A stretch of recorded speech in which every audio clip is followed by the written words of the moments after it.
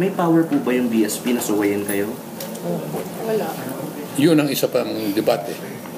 Position ng BSP is that they're supposed to be independent daw sila, that we cannot deputize them. So, Or at least kiniklaim nila, hindi. Kami naman, ang sabi namin, we can. So hindi Based niyo pa on- nakukuha, sir, yung ano nila, yung pag-agree nila dun sa resolution. Oo nga.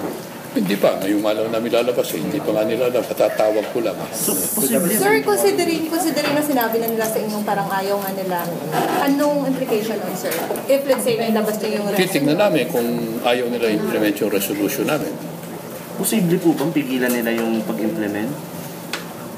Possible, anything is So- possible. They can say, hindi namin implement yan.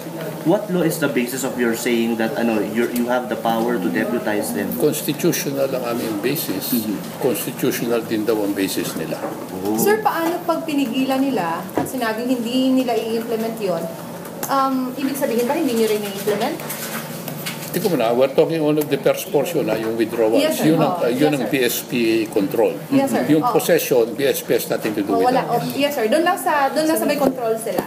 If let's say, pinigilan nila, No, mismo, ayaw na rin papayagan i-implement. nila mag-withdraw ng 100,000, over 100,000, 1 million. Titingnan natin because they'll have to take some risks also.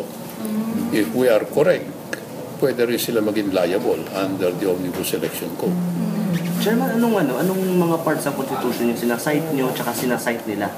Hindi ko memoryado, pero meron kami sinasad. The authority to deputize all government Is agencies. with you. Pero yung kanila, anong sinasite nilang... Yung independence ng monetary board is the one regulating banking activities.